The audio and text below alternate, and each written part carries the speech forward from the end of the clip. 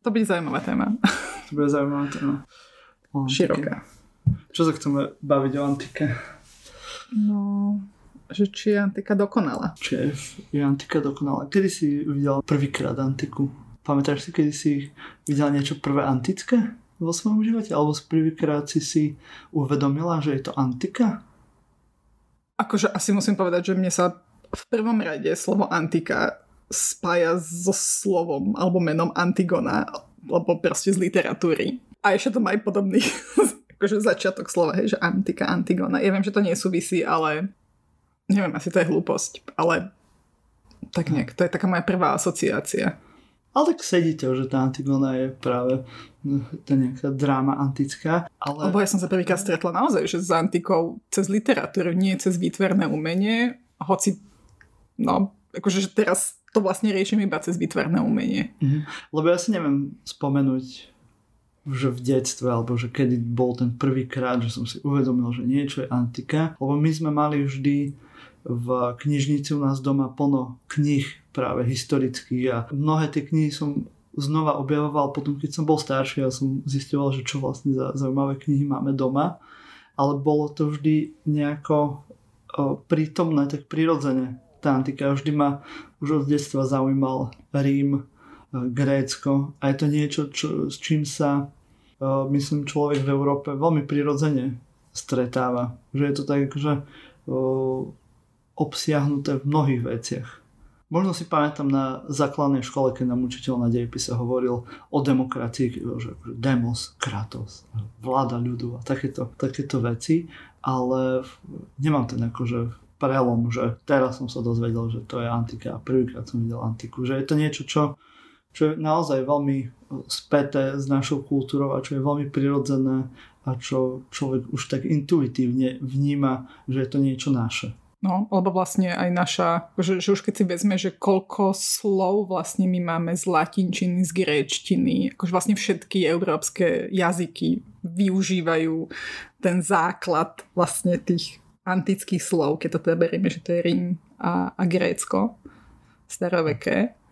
A vlastne aj gramatika inak, to je vlastne latinčina. Vlastne aj tie gramatické kategórie, ktoré používame. Ale my sa dnes budeme rozprávať o výtvarnom umení a o tom, že čo je vlastne tá antika, čo si predstavujeme pod antikou a čo je to naozaj ten ideál, z ktorého všetko to dobré umenie vychádza.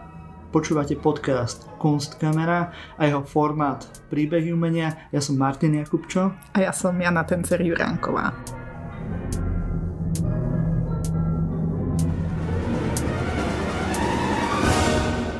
Začali tým, že čo vlastne chápeme pod antikou dnes, tak sme si pozreli nejaké tie slovníky. Ja som si našiel, že antika, tak je to práve kultúra Grécka a Rímu, alebo Rímskej ríše od 8. storočia pred našim letopočtom do nejakého 5. a 6. storočia nášho letopočtu. Aby sme to mali nejak časovo vymedzené. Takže áno, to je vlastne taká tá oficiálna a asi aj správna definícia, ale teda online slovník Jazykovedného ústavu Ľudovita Štúra spomína ako napríklad synonymá. V rámci synonymického slovníku majú, že synonymum antický je napríklad klasický, trvalý, hodnotný, vážny, typický alebo vzorový. Mali tam napríklad, že antická tvár je taká, ktorá má pravidelné tvary a spomína sa tam napríklad aj slovo vznešený. No tak je teda antika vznešená, trvalá, dokonalá? To sú práve tie normy, podľa ktorých práve hodnotíme to umenie antické, ale ešte ma napadá, že ten základ slova, antika, ako pri mnohých pojmoch, pri mnohých nejakých tých zásuvkách, kde sa snažíme triediť umenie a vývoj umenia v Európe, tak antika je samozrejme ako mnohokrát proste pojem, ktorý je vymyslený nejaký postkvem čo znamená, že je vymyslený až potom, keď sa to obdobie odohralo, ako označenie toho obdobia, a je to pojem, ktorý je vymyslený v 19. storočí a práve vychádza to z toho aj latinského, anglického antiquity, takže niečo staré. Keď je niečo antik, tak je to staré niečo, ale staré v zmysle veľmi staré. Že nie old, ale antik, že až pred Kristom, alebo v tom zmysle. A je to práve označenie toho najstaršieho obdobia, kedy vzniká to umenie. Alebo je ten prvý vrchol umenia v histórii ľudskej. To ideálneho umenia. Ten vrchol toho ideálneho umenia. A dostáva sa to práve z tých iných jazykov aj k nám, kde práve máme ten pojem, že antika. Akože antik. Že starý. Často je to spojené, keď je niečo antické, tak je to niečo staré, čo nie je ako keby na jednej strane s nami spojené, ale na druhej strane je to niečo, z čoho vychádza naša kultúra a s čím sme nejak bytostne spojení. Je to zaujímavé, že si vlastne povedal, že teda antika ako vrchol umenia, lebo je to niečo, čo tak nejak asi nám bolo verité, že teda antika je niečo také to čisté a harmonické. Ale je to skutočne tak? Čo si predstavíme pod antikou? Čo si predstavíš, keď sa povie antika? My nie sme úplne že dobrý príklad, lebo učíme dejiny umenia, ale čo si predstavíš, keď sa povie antika? To často hovorím svojim žiakom, že čo sa vám prvé vybaví, keď počujete tento pojem? Čo sa tebe prvé vybaví, keď počuješ antika? No mne sa vybavia grécke stĺpy. Že dorský, jonský, korinský, tie hlavice, vlastne celý ten chrám. Neviem, čo sa vybaví tebe? No, určite Atenská Akropola. Určite sa mi vybaví nejaká hlava Alexandra Veľkého. Určite sa mi vybaví Laokon alebo mnohé sochy antické.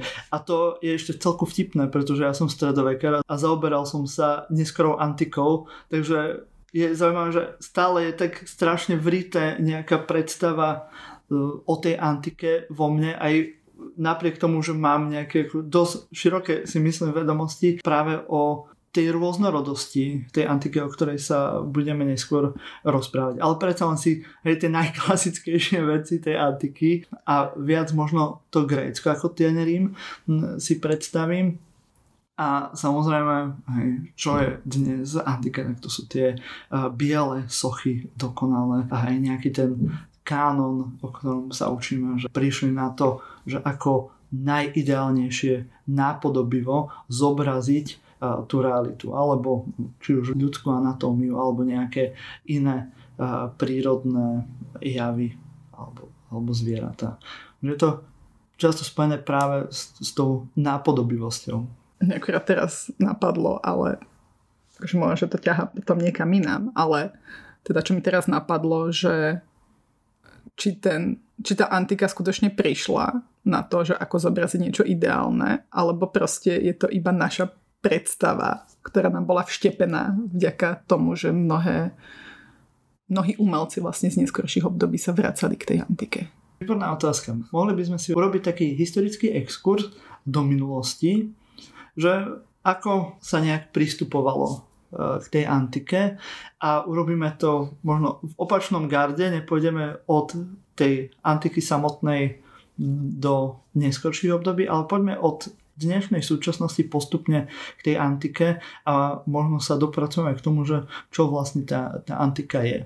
Tak máme v súčasnosti, to sme si hovorili, že naša kultúra je založená na antike. Keď sa bavíme o vizuálnej kultúre antickej a bavíme sa o nejakých objektoch, ktoré sa dnes vytvárajú a používajú výtvarné prvky z antiky, aj myslené práve tá kultúra grécka a Ríma, tak sú to často tie hlavice jónske, dorské, nejaké kanelúry, ktoré často sú dnes spojené skôr s tým gíčovým prostredím, nejakým skôr s nejakým podnikateľským barokom alebo s nejakými modernými nákupnými centrami, ktoré sa kvázi snažia tváriť ako nejaký antický chrám. Napríklad vidíte v Bratislave Shopping Palace, kde máme takéto kvázi antické stĺpy. To je súčasnosť, čo sa dnes vytvára. No ale napríklad postmodernisti pracovali vlastne s týmito antickými prvkami celkom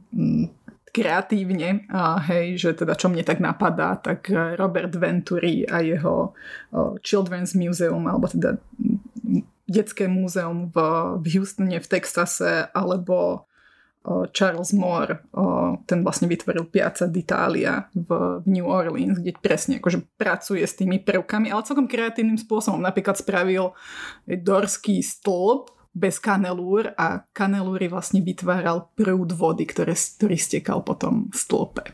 Tiež to v noci svietilo, akože je to trochu asi gíčové, ale no je to aspoň tak, akože je tam nejaký vstup taký umelecký do toho. Je to rozhodne akože zaujímavá stavba, ktorú si treba pozrieť. Určite v tom modernizme aj v celom tom období od avantgard smerom ku nám vieme nájsť mnohé prvky, ktoré by sme prisúdili nejakej antike. Často je to možno to opozitum, ten akademizmus, ale tým, ako je to povedzme moderné umenie, aj v zmysle od konca 19.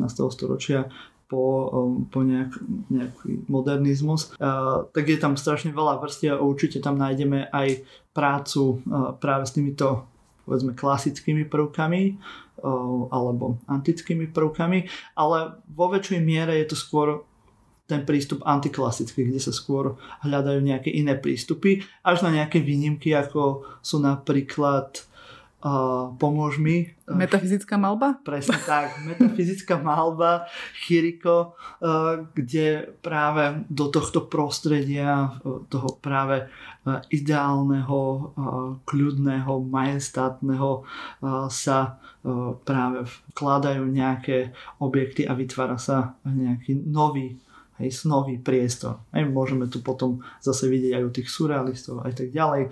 A Chiriko teda presne pracoval s takými náhodnými stretnutiami na tom námestí, že vlastne máme tam nejakú antickú sochu a treba strz banánov. A teda potom neskôr na to teda samozrejme nadviazali surrealisti. Ale nesmieme v tomto momente ani opomenúť napríklad talianskych fašistov, ktorí veľmi radi využívali aj vizuálnu kultúru Rímskej ríše, pretože tá fašistická ideológia Benita Mussoliniho aj v rámci nielen vizuálnej kultúry, ale aj celej fašistickej ideológie nadväzuje na nejakú moc Rímskej ríše, takže v tomto to logicky na to nadväzuje. Ale keď sa dostaneme trošku viac do minulosti, máme zase veľký prúd v období 19. storočia, čo je romantizmus, ktorý sa do určitej miery aj odkláňa práve od tej antiky, kde to dôležité a to, čo sa hľadá, je nejaká národná história, takže vedúcu úlohu v tomto hľadaní národnej histórie mali Nemci, tak často sa práve adoruje gotika. A práve môžeme povedať aj tieto antiklasické prúdy umelecké alebo obdobia. I keď áno, vidím, že vráštiš čelo, lebo áno, aj v gotike vieme nájsť klasické alebo antické prvky, ale nie je to úplne priama nadväznosť. Takže rozhodne sa v romantizme chceli vymedziť voči tomu klasickému, lebo to klasické alebo to antické bolo to akademické a predsa len tí romantisti už akože snažili sa poprieť ten akademizmus. Nebolo to hneď jednoduché, ale nejakým spôsobom sa vlastne akože odkláňali od toho. Ale musíme pripomenúť, že vo vývoji dejín umenia nikdy nemáme jednu priamu linku a všetci robili jedno a všetci sa nezaujímali o jednu vec, ale máme niekoľko vrstiev a niektoré sú výraznejšie, niektoré menej výrazné a celým vývojom umeleckým od práve tej antiky až po súčasnosť máme proste nejakú tú linku,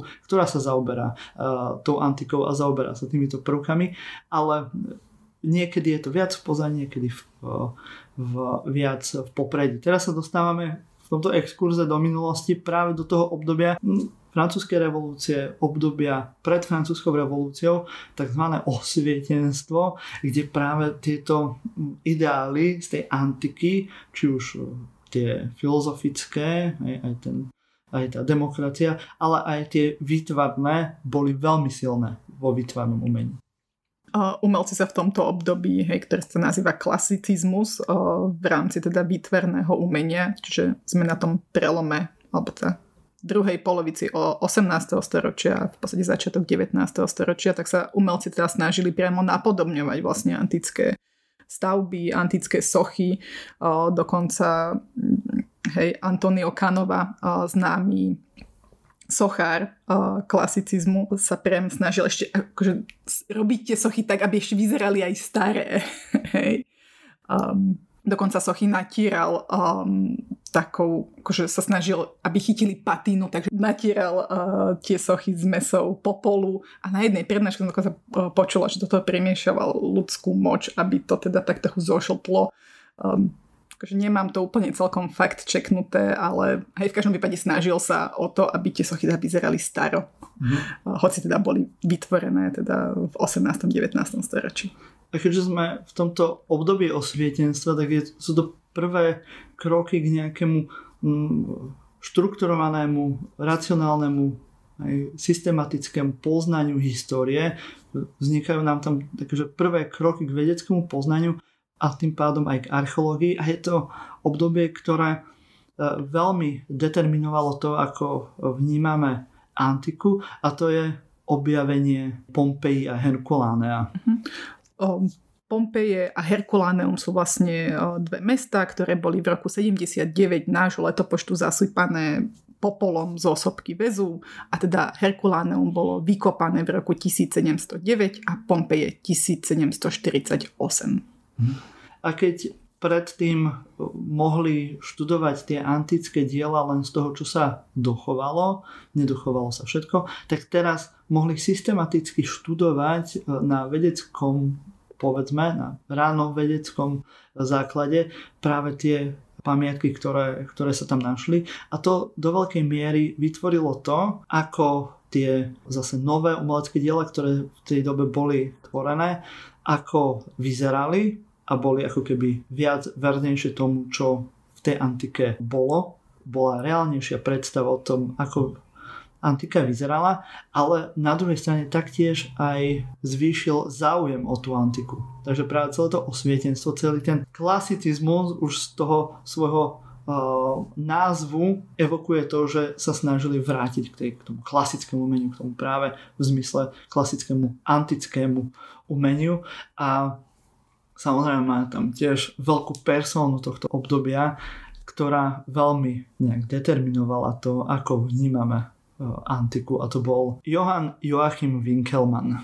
Napísal niekoľko kníh, jednou z takých najvýznamnejších sú práve dejiny starovekého umenia, kde práve nastavil to, že ten ideál toho umenia, tej krásy je ale nie, že antické umenie, ale grécke umenie. Že ten najväčší ideál je ešte pred rímskym umením, pretože pred Winckelmannom práve to rímske umenie bolo to, ktoré bolo to dôležité. Hlavne kvôli tomu, že z toho obdobia sme mali najviac vecí zachovaných a Winckelmann to posúva dozadu práve do toho Grécka, ktoré je viac práve majestátne, viac, ako si to hovorila, tie príklady z toho slovníka. Že je vznešené, klasické, trvalé, hodnotné. Presne tak. Toto je, ako by to povedal Winckelmann. No, a teda zaujímavé tiež je, že Winckelmann vlastne považoval, že všetko to, čo prišlo po gréckom umení, už za taký úpadok. To je vlastne tam, kde sa dosiahol ten vrchol a potom to tak nejak už išlo spádom dole. A práve od neho máme aj tú našu estetiku toho, že všetko biele, čisté a krásne je práve ten ideál a práve to klasické umenie, ktoré je veľmi jednoduché, monochromné, veľmi elegantné. A tento náš prístup k umeniu, to, čo považujeme za dobré a to, čo považujeme za gíčové, tak do veľkej miery, aj keď nie len jemu, tak za to vďačíme práve tomuto Winckelmannovi.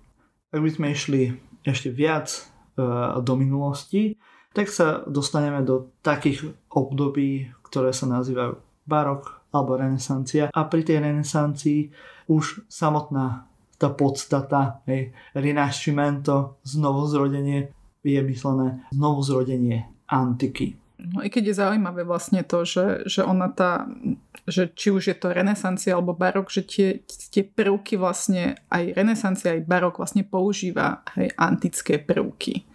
Používa antické stĺpy napríklad pri architektúre. Všelijaké tam máme tympanóny, rímsy. Hoci ten barok teda s tým pracuje takým možno menej klasickým spôsobom.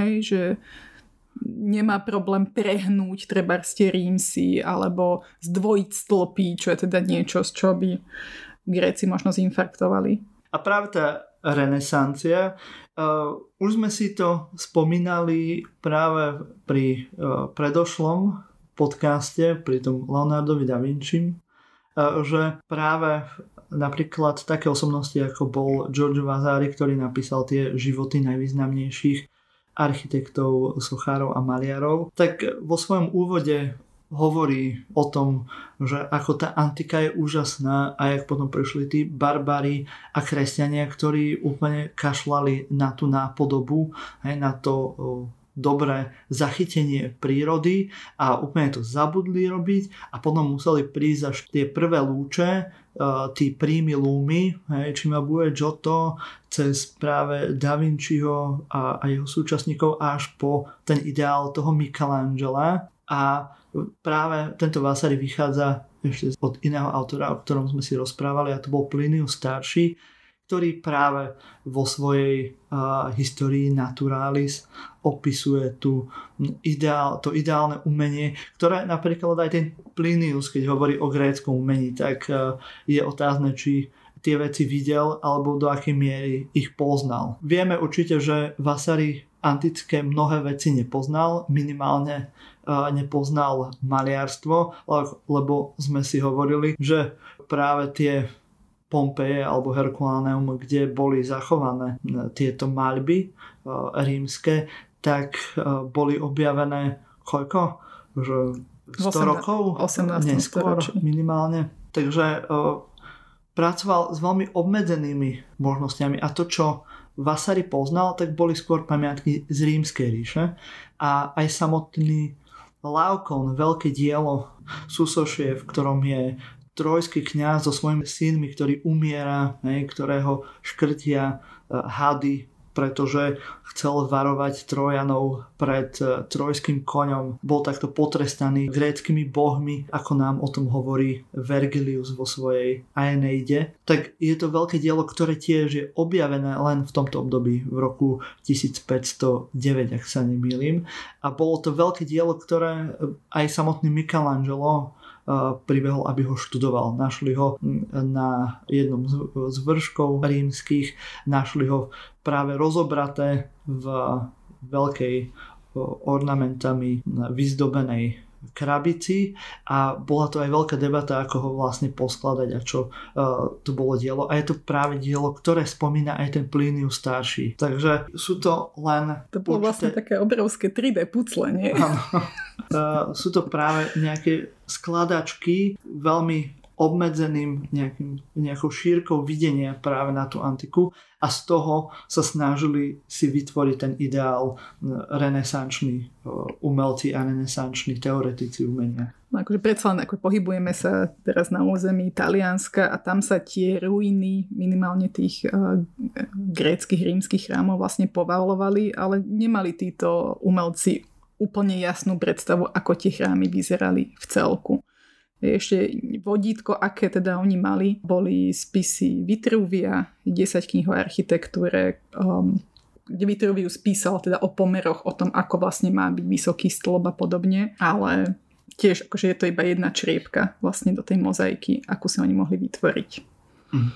No a inak od Vasariho máme aj to pomenovanie, že starovek je teda to dokonalé, to krásne, potom je stredovek, to je to medzi, kde je vlastne úpadok umenia a teda až novovek je to, kde sa to umenie vlastne znovu zrodí. práve prostredníctvom tej antiky. Ale renesancia, tá talianska, tá najznámejšia, nie je jediná renesancia, ktorú poznáme.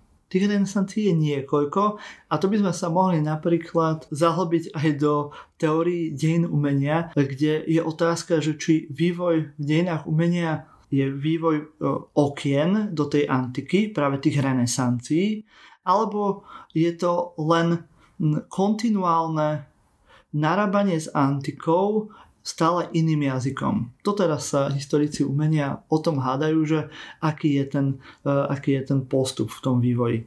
Môžete si každý z poslucháčov predstaviť, čo je vám bližšie v rámci tej predstavy. Ale v každom prípade, minimálne v tom tradičnom naratíve, tá veľká renesancia nie je jediná renesancia. Máme niekoľko renesancií aj v byzantskom umení, ale to by bolo na ďalší podcast. Zostaneme v tom okruhu práve západnej strednej Európy, kde poznáme napríklad karolínsku renesanciu alebo otónsku renesanciu, čo boli renesancie za vlád franských kráľov, ktorí práve sa snažili o znovu zrodenie alebo znovu nastolenie slávy západorímskej ríše.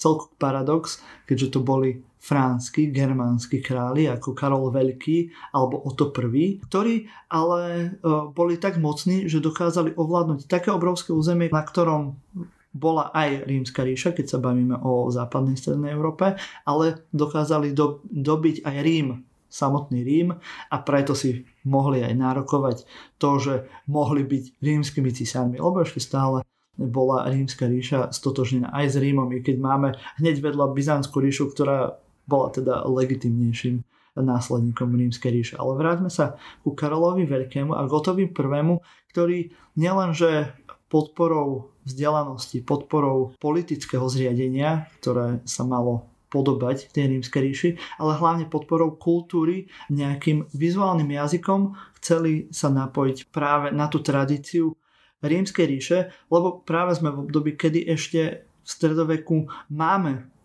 prítomnú tú rímsku tradíciu. A to nemusíme hovoriť len o karolínskej renesancii, o otónskej renesancii, ale aj samotný románsky sloh, ktorý románsky tiež je pojem až neskorší, ale je to práve nejaké chcenie, ak by sme si vypožičali od Alojza Rigla tento pojem Kunstwollen, umelecké chcenie, ktoré chce sa vizuálne napojiť na tú vizuálnu stránku Rímskej ríše. Je to, čo bolo vnímané ako to dobré, to kvalitné a čo bolo práve prítomné v stredovekej Európe. A sme teda akože v hlbokom stredoveku, keď sa rozprávame, či už o karolínskej, otónskej renesancii, alebo o románskom umení, a stále akože sú tam prítomné tie stĺpy s tými hlavicami, s kanelúrami. A že vlastne, že používa sa vlastne stále ten istý jazyk, len teda možno trošku obmenený. Ale na čo práve tieto stredoveké renesancie nadväzujú je na tú neskorú antiku. Hej? Keď Karol Veľký tiahne na Taliansko a tiahne do Ríma, dobýva Longobardské kráľovstvo, prichádza ako osloboditeľ do Ríma, ktorý ich zbavil toho bremena tej longobardskej hrozby a práve preto získava tú aj longobardskú korunu, ale aj titul rímskeho cisára, tak cestou prechádza cez Ravenu, ktorá je spojená práve s tou neskorou antikou, s tou konečnou fázou tej rímskej ríše, ktorá je už napojená na kresťanstvo a na vizuálnu identitu kresťanskú. Tak... Lebo to je presne to, že vlastne keď si predstavíme antiku, tak zvyčajne si predstavujeme, že to je to pohanské, že to je tam, kde boli tí olympskí bohovia, ale veď antika, to bola aj tá kresťanská antika, presne čo teraz vlastne hovoríš. Neskorá antika alebo kresťanská antika je tiež terminus technicus, ktorý vymyslel Peter Brown, americký historik, ktorý práve pomenovával tú konečnú fázu tej rímskej ríše, kde už sa mení obsah tej tradičnej vizuality rímskej ríše, toho tradičného pohanského umenia a to kresťanské preberá práve formy antické, ale dáva do nich ten kresťanský obsah. A na to nadväzuje práve ten Karol Veľký, Otto I, románske umenie, ktoré pozná tú antiku a neskorú. A potom postupne sa odhalujú ďalšie stránky, ako ten Laokon, Pompeje a tak ďalej. Čiže vlastne v stredoveku sa hlásili k tomu kresťanskému odkazu tej antiky, že nie k tomu pohanskému. A tým sa dostávame už, sme na prahu antiky, kde je ten prelom. Práve už sa nám rozkladá západná časť Rímskej ríše, tu nahradzujú germánske kráľovstvá, na východe sa konsoliduje Byzantská ríša, ktorá je nositeľom tej antickej tradície, tej naozaj akože kontinuálnej antickej tradície.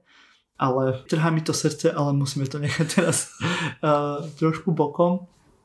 Ale poďme práve do tej antiky. Hej. Sme na konci Rímskej ríše, ako sme hovorili, tie tradičné formy získavajú nový kresťanský obsah a to, kde sa nedá napasovať ten kresťanský obsah, tak vznikajú aj nové formy a tie nové formy sú spojené aj s novým cisárom. Keď si napríklad vybavíme umenie Konštantína Veľkého, práve ten známy cisár, ktorý vyhral nad Maxentiom pri Mulvískom moste pod znamením kríža a tým boli završené dejiny spásy a milánskym ediktom v roku 313, jak to máme v všetkých tých učebniciach, zrovnoprávnil kresťanstvo v Rímskej ríši. Ale už ten samotný Konštantín Veľký, keď si porovnáme jeho diela, jeho napríklad sochu. Tú jeho sochu a presne teraz sa iba vracia, keď sa vrátim k tomu, čo hovoril vlastne ten slovník,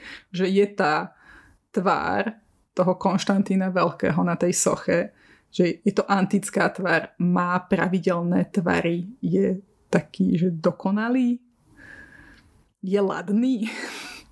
V určitom zmysle áno. Ide o to, že čo tá socha má predstavovať. U Konštantína Veľkého tá socha mala predstavovať tú silu, tú vojenskú moc. Vážnosť, s tým súhlasím. Ten rovný orlí nos, veľké oči, ktoré majú vyjadrovať tú dôstojnosť. Ale je to úplne iný vesmír, keď si to porovnáme napríklad s bustou, Marka Aurelia, alebo Nera, alebo vymenujte si akého iného rímskeho cisára. Mení sa tam veľmi tá vizualita, ktorá je ale chcená. Nie je to, že by, dajme tomu, že to nevedeli zrazu urobiť, ale ten zámer je už iný pri tom vyobrazení toho Konštantína Veľkého a aj Rafaelo alebo ďalší teoretici práve v renesancii hovorili o tom Konštantínovom oblúku, kde máme dva typy, kde máme dva typy vyobrazenia. Jeden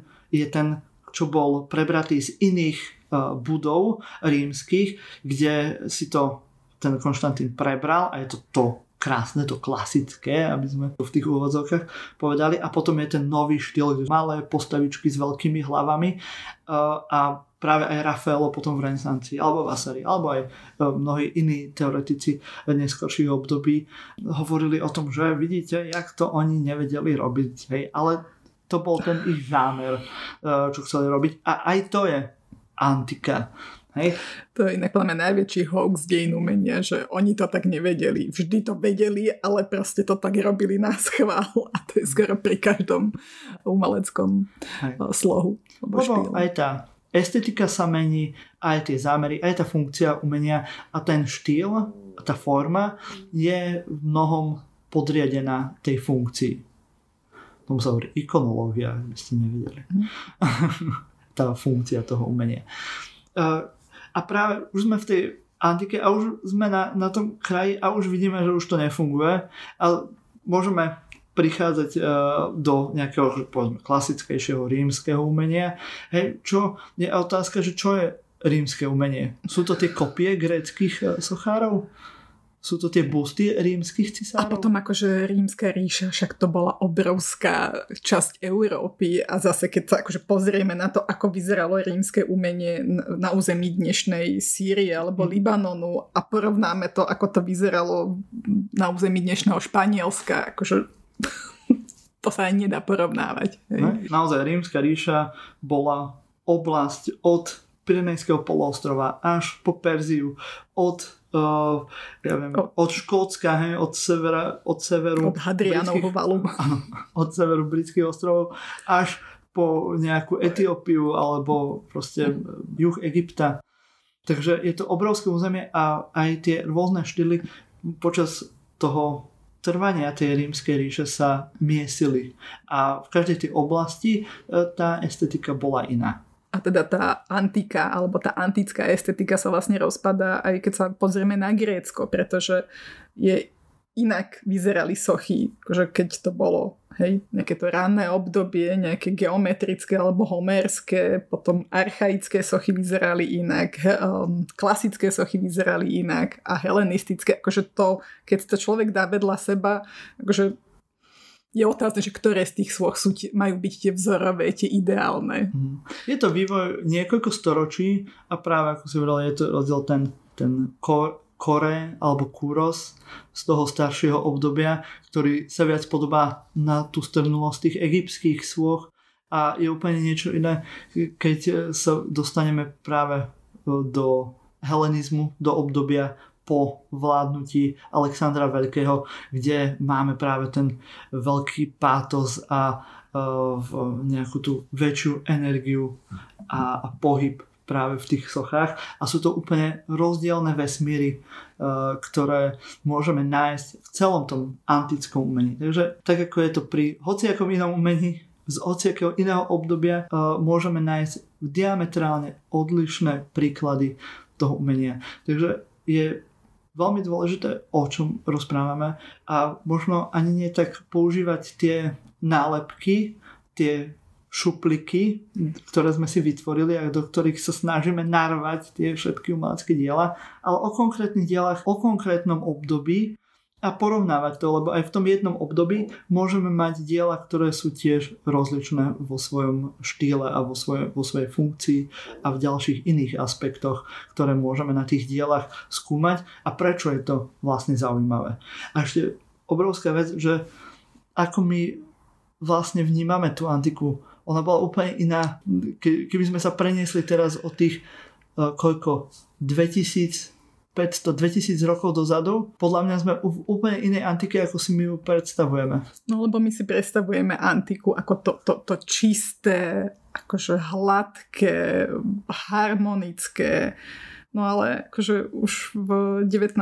storočí sa vlastne prišlo na to, konkrétne teda Jacques Ignác Ittorf študoval tieto stavby na Sicílii, aj sochy vlastne, ale teda on sa konkrétne venoval stavbám a prišiel teda na to, že tie stavby boli polychromované, čiže to znamená, že boli farebné a zistil to vlastne takým spôsobom, že na Sicílii sa používal taký porezný kameň a v tých pórikoch vlastne boli zachytené farby.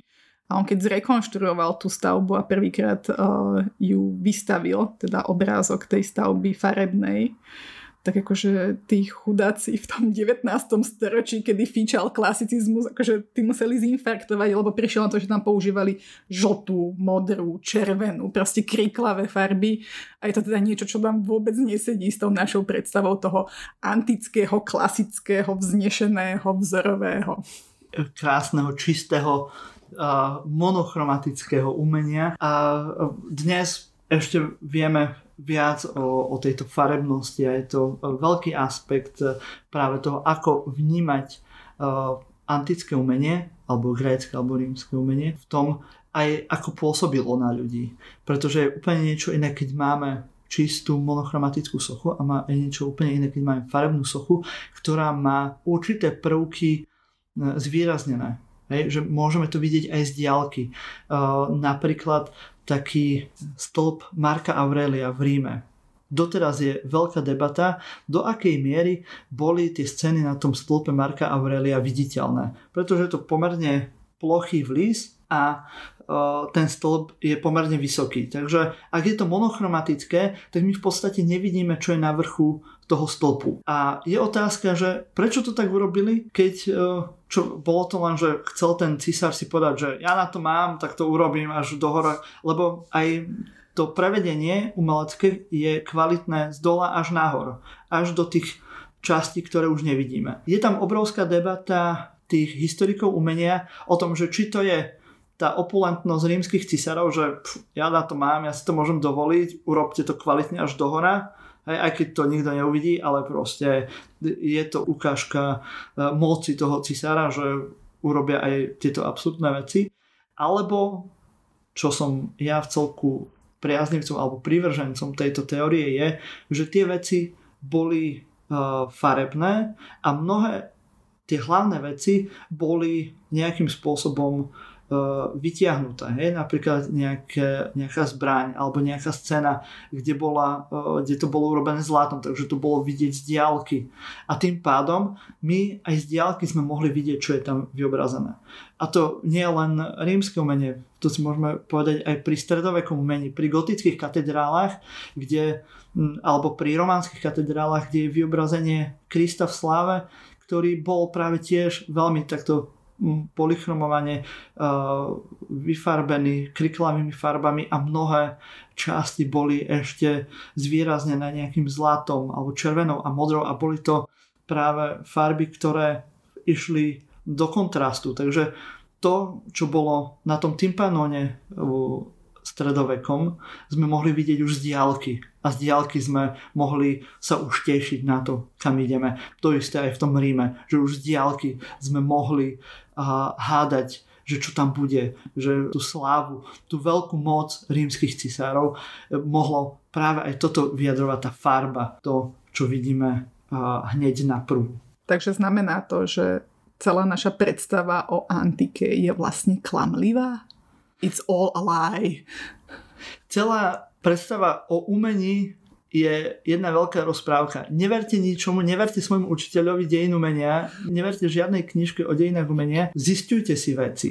Keď narábate s umením, s umeleckým dielom, vždy si zistíte, čo je pôvodné. Nikdy neverte na prvú. Hej, teraz je to strašne moderné. Kritické myslenie, hej, neverte hoaxom. Neverte ani knižkám o umení. Všetko sú to nejaké teórie.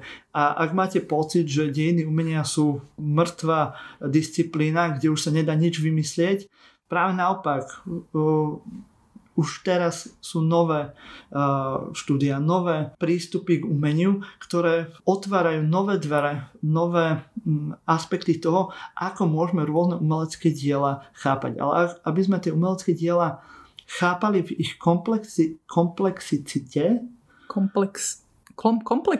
Hej, aby sme umelecké diela chápali vo svojej komplexnosti, tak ich musíme čo najlepšie poznať a musíme vedieť, čo je pôvodné a čo nie je. Tak aj pri tej antike, takisto ako Vasari nepoznal všetky tie veci, tak sa mnoho mýlil. Ako Winkelmann nepoznal všetky aspekty práve antického umenia, tak sa v mnohých veciach mýlil. A sú to ľudia, ktorí ohromnej miere ovplyvnili našu estetiku a pokiaľ chceme byť viac pravdivý, viac autentický, viac chápať to umenie, tak ho musíme chápať v tom, ako bolo. Takže zistujme si, nielen pri tom antickom umení, pri hociakom umení si zistujme, čo je pôvodné a ako to ten umelec zamýšľal pôvodne, lebo to je to gro toho umenia. A potom niekedy si proste musíme povedať, že neviem, alebo nevieme presne, ako to vyzeralo. A podľa mňa aj to je v poriadku. Fakt? Nie? Ja strašne nerad priznávam, že niečo neviem, ale mýlim sa furt a to hovorím vždy svojim žiakom, že neverte mi. Mám to aj od svojho profesora z výšky, ktorý tiež napovedal na začiatku, že nič z toho, čo vám poviem, mi neverte, zistujte si sami, potvrdzujte si všetky veci, ktoré odo mňa počujete. Takže aj vy, naši poslucháči, ktorí počúvate tento podcast, neverte nám, to, čo sme vám povedali, skúste si to potvrdiť, skúste si to nájsť a keď budete mať chuť sa dozvedieť o nejakom inom umeleckom diele, tak hľadajte si rôzne aspekty a hlavne aj najnovšie prístupy k tomu umeleckému dielu, aby ste ho mohli čo najlepšie pochopiť. To je záver? Asi áno. Výborne. Myslím, že to bude asi aj aspekt tohto podcastu, že keď sme učitelia, tak budeme strašne asi to poučovať ľudí. Ale to nevadí. Koľko sme? Sme 40? Sme 54 minút, máme skoro hodinu. Takže myslím, že to môžeme zabaliť. No. A ďakujem, že ste vydržali až doteraz. Dúfam, že to bolo pre vás zaujímavé. Ak sa vám tento formát páčil, môžete nám o tom napísať, môžete nám dať hodnotenie na Spotify alebo na Apple podcastoch alebo hoci kde inde. Ak ste našli nejakú chybu, ak s nami nesúhlasíte, kľudne nám napíšte. Hovorím, nesúhlaste veľmi pokojne s nami, takže budeme sa na vás tešiť zase niekedy na budúce s nejakou inou témou z dejín umenia. Ja som Martin Jakubčo. A ja som Jana Tencer Juránková.